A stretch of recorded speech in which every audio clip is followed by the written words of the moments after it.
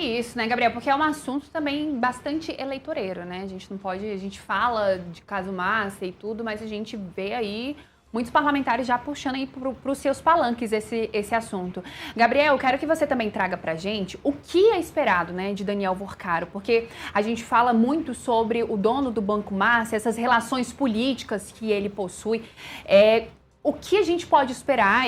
Vamos lá, ele indo à CPMI do INSS, que vai ser a primeira aí, que deve ser um depoimento bastante longo, né? Geralmente a CPMI, quando começa às 4 da tarde, dependendo aí da relevância da pessoa que será ouvida, vara a madrugada.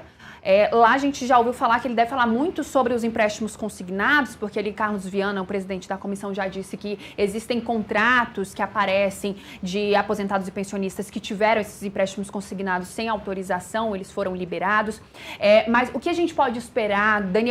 O Daniel Worcaro, ele pode falar nomes ali ligados à política. A gente já viu em algumas matérias que naquele depoimento que ele acabou prestando, né, citou ali que tem vários contatos com políticos, presidentes de partidos, governadores. É muita gente. O que a gente deve esperar, ele indo à CPMI do INSS, a Comissão de Assuntos Econômicos, ou uma das duas comissões? O que a gente pode esperar desse depoimento de Daniel Worcaro na próxima semana? Brasília vai pegar fogo, Gabriel?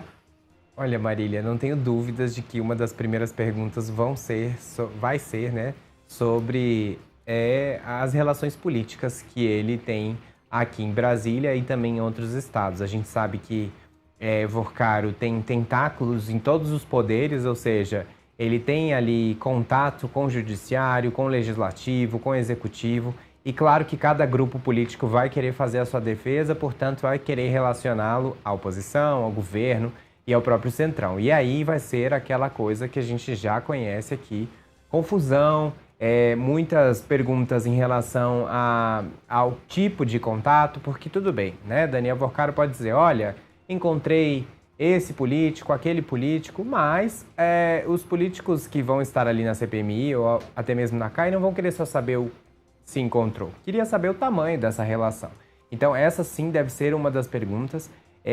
Não sei até que ponto ele vai querer expor. Obviamente, ele está num momento muito sensível, né, de muita pressão, então possivelmente queira, de fato, expor ali os nomes e talvez, Marília, vai ser aí que a gente vai ver um novo capítulo, porque a partir do momento que ele puder falar, e se quiser falar sobre esses nomes, vai trazer talvez um constrangimento, seja para o governo, seja para a oposição.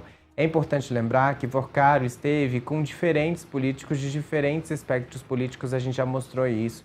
Já esteve no gabinete do presidente Lula, mas já esteve reunido também com a oposição. O cunhado dele foi o maior doador de campanha do governador de São Paulo, Tarcísio de Freitas, da campanha do ex-presidente Jair Bolsonaro.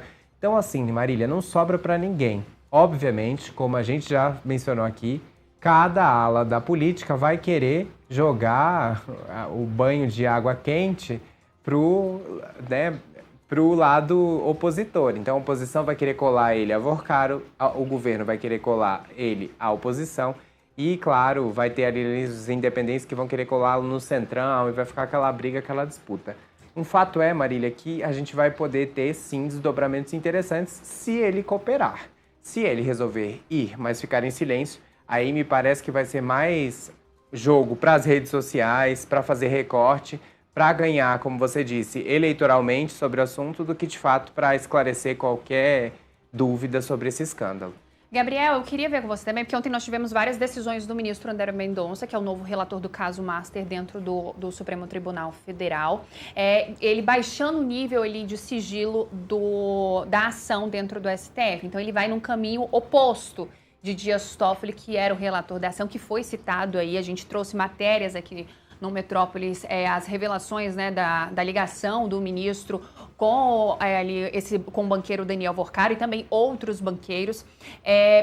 Eu queria que você pudesse explicar para a gente, né, na prática, o que é essa mudança que aconteceu, se ela de fato ela é relevante. E também o ministro André Mendonça, ele trouxe ali que vai cooperar, né, com a Polícia Federal, porque ali com o ministro Dias Toffoli existia até um certo limite, né, que a Polícia Federal poderia trabalhar. Como é que deve ser feito esse trabalho agora, tendo André Mendonça como o novo relator?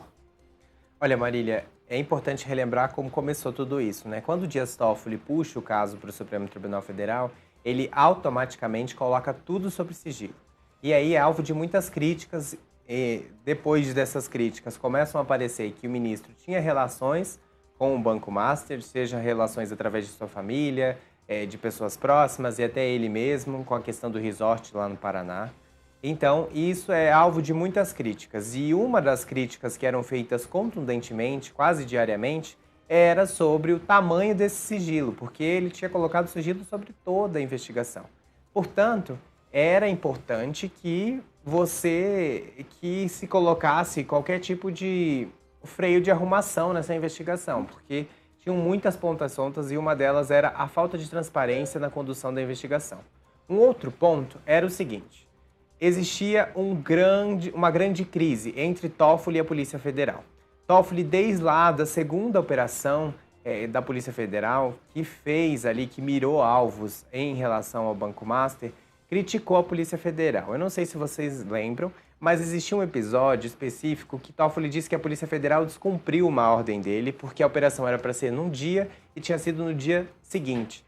Isso gerou uma crise enorme, porque Toffoli divulgou uma nota pública dizendo que a Polícia Federal podia estar atrapalhando as investigações. E aí isso causou um grande ruído. E esse foi só o primeiro episódio de uma sucessão de crises. Depois, nessa própria operação, quando foram apreendidos ali materiais, equipamentos na busca e apreensão, Toffoli determinou que isso ficasse no STF. Depois voltou atrás e falou que ia ficar na PGR. Mas de praxe, sempre fica com a Polícia Federal para passar pela perícia. Mas Toffoli não tinha adotado essa postura, o que irritou também a Polícia Federal. E depois Toffoli escolheu a dedo quem seriam os peritos que fariam essa perícia.